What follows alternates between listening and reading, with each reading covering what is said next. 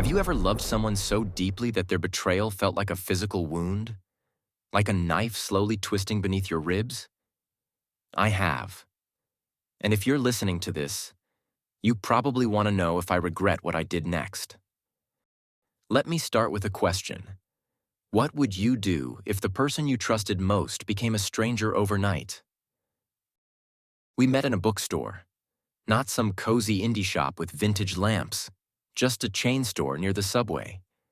She was flipping through a dog-eared copy of Gatsby, and I joked that Daisy was a terrible role model. She laughed, but her eyes stayed serious. That's who she was, a storm disguised as calm. For 3 years, we built a life. Not perfect, but ours. Mornings with burnt toast, arguments about whose turn it was to walk the dog, secrets whispered at 3 a.m. I thought I knew all her shadows. Until the day I found the receipt. A hotel receipt for a room with a king-sized bed. On our anniversary. I stared at the date and realized the woman who hated champagne had ordered Dom Perignon. The one who mocked rom-coms had paid for rose petals on the sheets. That's when I stopped being the man who believed in second chances. But this isn't a story about her lies. It's a story about how far I went to make sure the world saw them. And whether I went too far. Let's go back to the beginning. I found the receipt by accident. It fell out of her coat pocket as I was hanging it in the closet. The paper was crumpled, as if someone had tried to tear it up but changed their mind. Hilton? Suite? 2 nights? Date: October 14th. Our anniversary. At first, I laughed, loudly, hysterically, like a character from a bad thriller. A conference, she'd said. Urgent meetings in Brighton. I'd even gifted her new suede gloves. So your hands don't get cold on the train. But then my mind began piecing the puzzle together. Her sudden habit of clearing her browser history. New bergamot-scented perfume I couldn't stand. A half-erased entry in her calendar. 5 p.m., meeting with A. I sat on the hallway floor, clutching the receipt, and suddenly tasted blood. I'd bitten through my cheek. I dialed the hotel. The voice on the other end was sweet, like artificial honey. How may I assist you? This is Alexander from Stone and Gray PR. Please confirm the reservation for Anna Bennett. Card ending in 4583. Yes, the suite is booked for October 14th to 16th. Payment processed.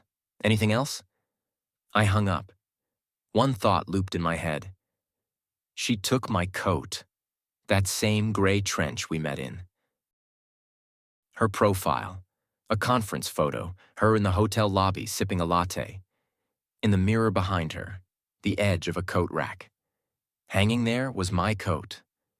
I closed my eyes and suddenly remembered her whispering in a taxi, pressed against me. You smell like safety. Now that safety was hanging in a room where she... That night, I didn't sleep. I opened our shared cloud album. Thousands of photos. Us on a California beach, her in a ridiculous Christmas hat, me with cake smeared on my face at my 30th birthday. The cursor hovered over delete. But instead, I created a new folder. October 14th. Moved every photo from the past year into it. The ones where she smiled at me. The ones where she kissed me. Then I password protected it. Hilton 1410. I didn't delete a thing, just locked our smiles away in a digital crypt. Revenge isn't an explosion. It's the ticking of a clock in an empty room. Slow, methodical, until the final second kicks down the door. First, I bought a leather-bound notebook. Old-fashioned, like the ones detectives use in black and white films. On the first page, I wrote, The rules. Rule 1. No emotions, only facts. I started tailing her. Not through social media, that's for teenagers. The real way. Learned she works late every Tuesday. Noticed she buys peonies every Wednesday at the Subway flower stand. For myself, she'd say. But I knew. Peonies were his favorite. Rule 2. Know the enemy better than he knows himself. His name was Mark. Mark Reynolds. The irony? They didn't even bother hiding the obvious. Her new wing-shaped pendant, his signature gift to mistresses, his habit of calling her at the same time every evening, as if they wanted to get caught. I hired a PI, a grizzled guy in a battered leather jacket. He dug deeper. Mark was drowning in gambling debts. Every Friday, he sneaked to an out-of-town casino, falsifying work trip reports to cover it up. He dabbled in insider trading, used confidential data to play the stock market. One misstep, and his career would implode. He had a second family in another state, a teenage daughter and an ex-wife bombarding him with angry emails. Anna knew nothing. Rule 3. Never break patterns. I began blending into their routine, invisibly. Joined the same gym where Mark trained. Once I lifted weights beside him. He nodded at me like a coworker. Bought a coffee shop membership where they met, ordered her vanilla raff and watched her kiss the corner of his lips, just like she once kissed me. One night, flipping through the notebook, I found Mark's photo. Cut it out of a corporate magazine, glued it next to her face, connected them with red string. But the hardest part wasn't the surveillance. The hardest part was not snapping when she'd come home, hug me, and whisper, "You're my guardian angel." Rule 4. Revenge requires sacrifice. I sold our stocks, closed the joint account, even gave our dog to my sister so he wouldn't whine at night. Then I bought tickets. 2. To her favorite band's concert. A surprise, I said. She cried tears of joy. Revenge isn't an explosion. It's a quiet whisper that seeps into the cracks of reality and shatters it. I started with her digital traces. Every night, while she slept, I meticulously altered the metadata of her photos. Where our home once stood, geotags of the hotel now appeared. The capture dates shifted to the hours of her meetings. The captions stayed the same, but her friends began whispering, "Anna, are you renting a room at the Hilton?" She laughed it off, but her voice trembled. One day, I found a printout of her calendar. She'd left it in the printer.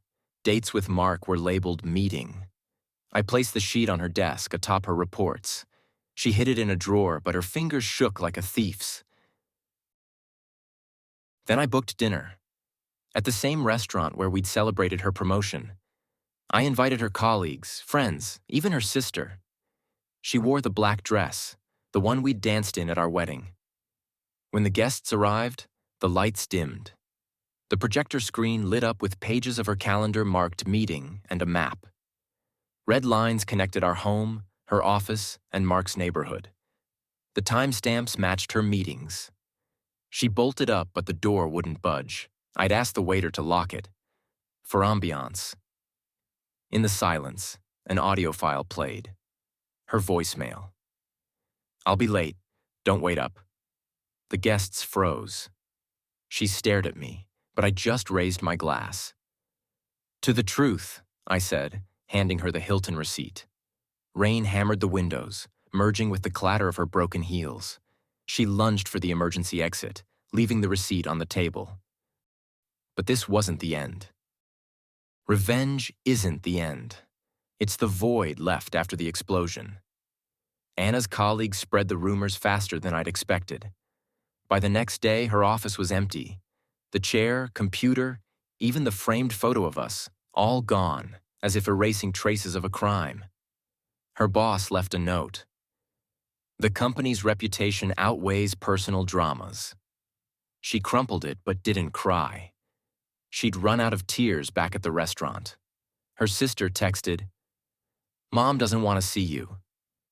Anna deleted Telegram, but the memes with her face were already alive. Hilton meetings? Anna's ethics. The irony? She taught me how to edit photos. Mark vanished. His LinkedIn profile switched to open to work, while his ex-wife in Nevada posted an old photo, him on a beach with their daughter. Caption: "Real men don't hide behind other men's wives." I saved a screenshot, just in case. I burned the Hilton receipt in a tin can on the balcony. Flames licked the numbers, turning them to ash. Rain washed the remnants into the sewer, where cigarette butts and shattered glass rot. "Revenge is me," I repeated to myself, but the words echoed like shouts in an empty tunnel. She called at night. No tears, no screams, just breathing into the receiver. I imagined her sitting in the same dark room where we'd once planned children. I didn't answer. Removed the SIM card and tossed it down the garbage chute. The metallic clang merged with the rain. In the morning, I erased everything. Metadata files, chats with the hacker, even the notebook of rules. The computer's recycle bin emptied in 2 clicks. But when I closed the laptop, the screen caught my reflection. A face I didn't recognize. Revenge had taken it. The rain. It's been pouring for 3 days. I don't know if it's trying to wash something away or just reminding me. You're still here. I'm sitting in the kitchen. The coffee's gone cold. A pile of unwashed dishes in the sink. We used to argue about whose turn it was to clean. Now I just watch droplets slide down the window. When I burned that receipt, I thought, that's it, the end.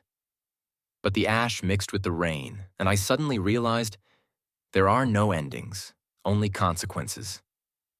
Anna, I don't know where she is. Mark deleted all his socials. His ex posted a photo with their kid. Happy without you. I saved the screenshot. Maybe to remind myself, everyone leaves. Have you ever watched paper burn? Bright at first, then gray flakes. Like our lives. You think you control the flame, but in the end, you're left with ash. Sometimes I wonder, what if I'd just walked away? No restaurant spectacle, no digging through her phone. Maybe we'd be drinking coffee now, arguing about dishes. Or maybe she'd have left anyway. I don't know. Revenge is like alcohol. It warms you at first, then leaves a hangover. And you sit alone, your head pounding. Why? But I don't regret it. Or do I? I don't know. I think I'm just tired. If you're listening to this, you probably have an answer. Or not. Maybe you're sitting in your kitchen too, watching your coffee go cold. Or typing an angry comment, or thinking, hell, if I were him. Sometimes silence is the only honest answer.